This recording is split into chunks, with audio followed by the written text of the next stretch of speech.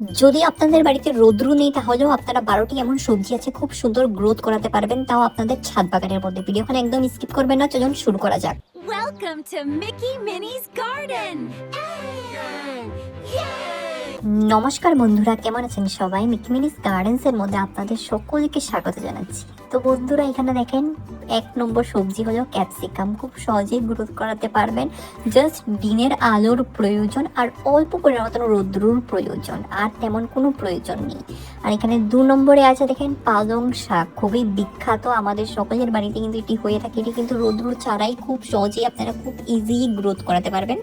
Just বীজ থেকে এরকম বীজ ছড়িয়ে দেবেন মাটির মধ্যে এবং সপ্তাহে প্রায় 3-4-5 দিন করে স্প্রে করবেন বীজের উপর। খুব সুন্দর কিন্তু এরকম হেলদি পাতা খুব সহজেই গ্রোথ হয়ে যাবে।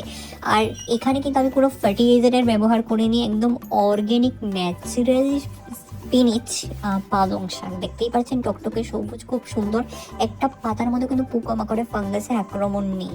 আর পোকামাকড় যেন না হয় এর কারণে আপনারা কিন্তু নিম পাতা সিদ্ধ করে জলেরও কিন্তু স্প্রে করতে পারবেন। খুব সুন্দর, দারুণ, দুর্দান্ত গ্রোথ হবে। এবার চলুন দেখা যাক 3 নম্বরে কোন সবজি।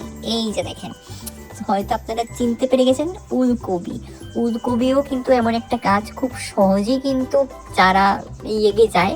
খুব সহজে আপনারা বীজ থেকেও গ্রো করতে পারবেন, অথবা মার্কেট থেকে চারা, ছোটো ছোটো চারা কিনে এনে সেটাখানে মাটির মধ্যে প্রতিস্থাপন করেও, অথবা টাবের মধ্যে প্রতিস্থাপন করেও কিন্তু গ্রোথ করাতে পারবেন। রৌদ্র ছাড়াই কিন্তু হয়ে যায়, জাস্ট টাইম টু টাইম আপনারা জল দেবেন। এখানে দেখতেই পাচ্ছেন খুব সুন্দর, এটা হারভেস্টিং এর জন্য তৈরি হয়ে গেছে।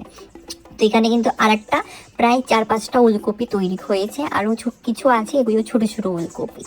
তো এখানে দেখেন, এখানেও আমি প্রতিনিয়ত নিম পাতা সিদ্ধ করা জলের স্প্রে করে থাকি। এবার চলুন দেখি আরেকটি কি সবজি আছে। এই যে দেখেন 4 নম্বরে হলো এই একটি সবজি, খুব সুন্দর, এবং এটা তো সকলের বাড়িতেই হয়তো আনে, ধনে পাতা। ধনে পাতা খুব সহজেই কিন্তু আপনারা সেম পালং শাকের মতনই বীজ থেকে তৈরি করতে পারবেন।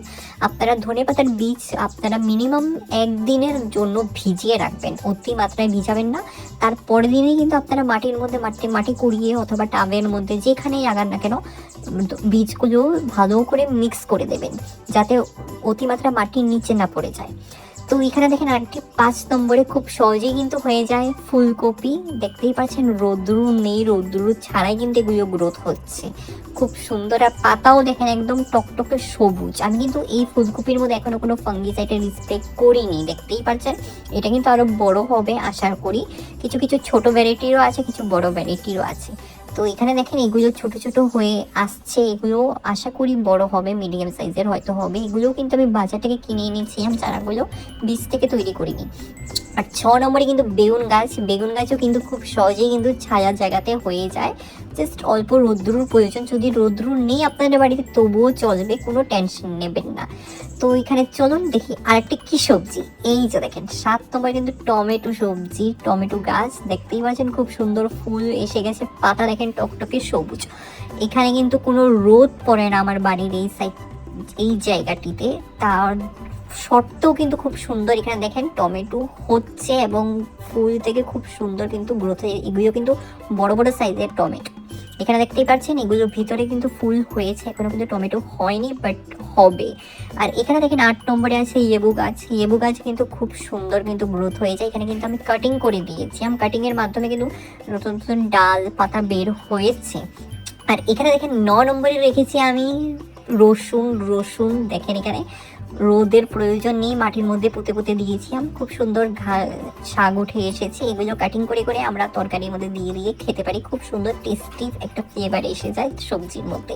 তো আপনারা অবশ্যই এরকম কন্টেনারে বা টাবের মধ্যে রসুনের প্রতিস্থাপন করবেন। আর এখানে দেখেন 10 নম্বরে পেঁয়াজ।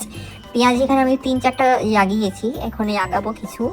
দেখেছি দেখছিলাম আর কি হবে কিনা রৌদ্র ছাড়া। তো এখানে দেখতেই পাচ্ছেন হয়ে গেছে। তো এখানে আরো কিছু পেঁয়াজ আছে, সঙ্গে শিফটিং করে দেবো। পেঁয়াজের পাতার ভাজিও খেতে খুব সুন্দর, দুর্দান্ত লাগে।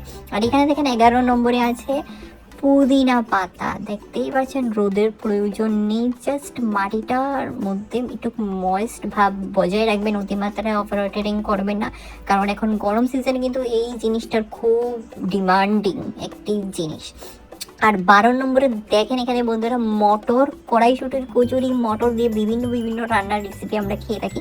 তো এখানে দেখতেই পাচ্ছেন রোদ ছাড়া এখানে গ্রো ব্যাগের মধ্যে আমি লাগিয়েছিলাম, আর জাস্ট হালকা অল্প জাস্ট 15 থেকে 20 মিনিটের মতন এরকম জাস্ট হালকা রোদ এই এরিয়াতে পড়ে, আর সারাদিন কোনো রোদের দেখাইনি। তাও দেখেন এখানে মটরের কুড়ি এবং ফুল ফুটে মটর ধরাও শুরু হয়ে গেছে, দেখতেই পাচ্ছেন। এখানে আরেকটি গাছ আছে, এখানে দুটো। তার এখানে দেখেন 13 নম্বরে রেখেছি লঙ্কা গাছ, খুব সুন্দর, রোদের প্রয়োজন নেই এখানে। ঝাল ঝাল লঙ্কা অলরেডি হয়ে যাচ্ছে, বাস টাইম টু টাইম জল দিতে হবে, খাবার দিতে হবে, ওটাই, আর কিচ্ছু নয়। তো বন্ধুরা দেখতেই পাচ্ছেন এখানে এই গাছটি কিন্তু রোদের মধ্যে, এই বেগুন গাছ রোদের মধ্যে থাকার কারণে কিন্তু দেখেন এখানে থোকায় থোকায় কিন্তু বেগুন ধরেছে, আর রোদ ছাড়াও কিন্তু বেগুন ধরে, সেটা নিয়ে একদম টেনশন নেবেন না। বাস টাইম টু টাইম কিন্তু খাবার দিতে হবে গাছের মধ্যে, নাহলে কিন্তু কোনো গাছেই ফল সবজি ধরবে না। আর অলরেডি সমস্ত গাছের খাবারের ভিডিও কিন্তু আমার চ্যানেলের মধ্যে দেওয়া আছে, শিগগিরই গিয়ে দেখে নিন যে সমস্ত গাছ আপনাদের বাড়িতে আছে। আর যারা নতুন এসেছেন আমার চ্যানেলের মধ্যে বন্ধুরা, অবশ্যই আমার চ্যানেলটিকে সাবস্ক্রাইব করে আমার পাশে থাকবেন, কারণ এটা আমার নতুন চ্যানেল। আপনারা যদি অল্পটুকু আমাকে সাপোর্ট করেন, আমি এগিয়ে যাওয়ার সাহসটুকু পাবো। তো চলুন বন্ধুরা, পরবর্তী একটা নতুন ভিডিও নিয়ে আবার নতুন এরকম টিপস অ্যান্ড ট্রিক্স নিয়ে আবার আসছি। ভালো থাকবেন, সুস্থ থাকবেন, ধন্যবাদ।